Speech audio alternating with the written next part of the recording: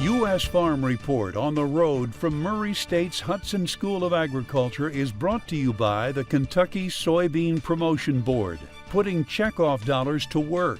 Learn more at kysoy.org. Welcome back to U.S. Farm Report this weekend. All right, a great first discussion on markets, but now as we continue that, you know, Andrew was talking about really you have to know your numbers right now. We talk about that every year. But when you're looking at the cost side, what are you telling producers right now when you're trying to pencil in those and those will likely change? Well, first thing I'm telling them is this is a year to be responsive, not reactive. And what I mean by that, if you're sick and you go to your doctor, the doctor gives you medicine, you react, that's bad. If you respond, that's positive.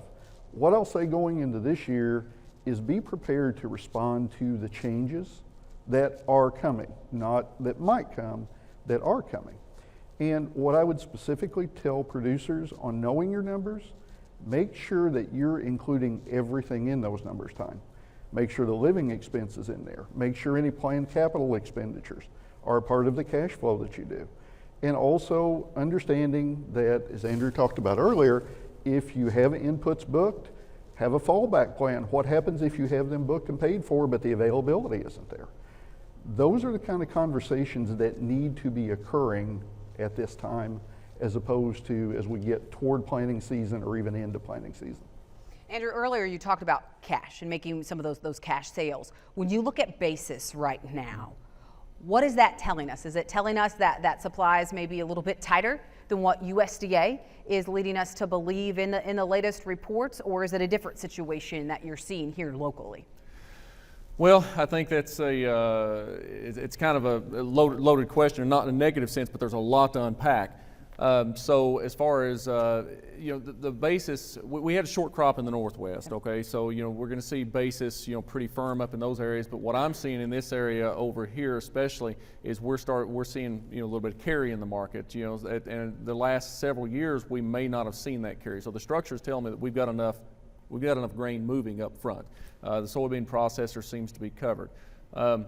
I think overall national basis overall has been fairly firm versus what historically we've come to expect this time of year. But I do think that a lot of the reason for the firmness in that national basis overall is the farmer has been a tight holder. Balance sheets have improved over the last couple of years, and that's nothing to be ashamed of if you're a farmer.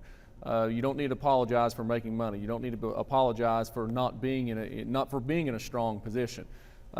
So part of it is the farmer hasn't necessarily had to make puke sales.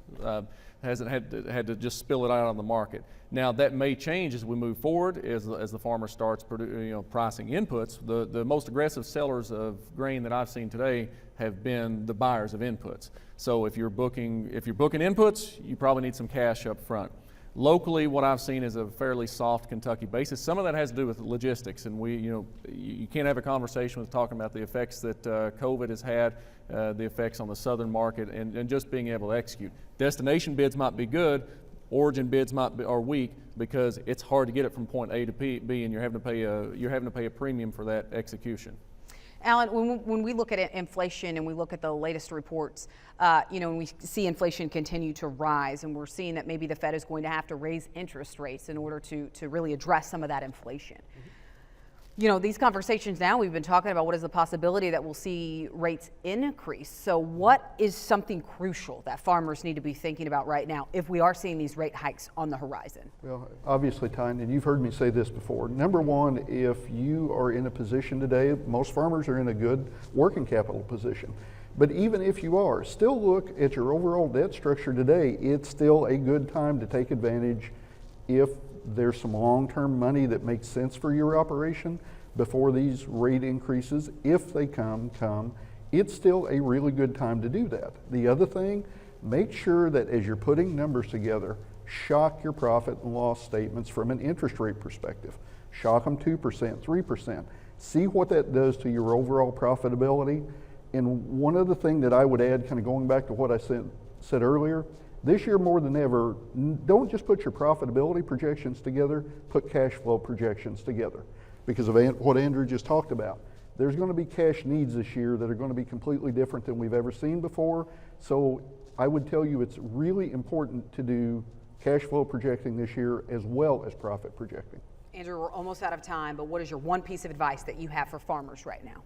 Manage your margin. Don't get caught up in what you think is a sexy flat price. Manage your margin. All right, we need to take a break, and then we'll have much more right here on U.S. Farm Report.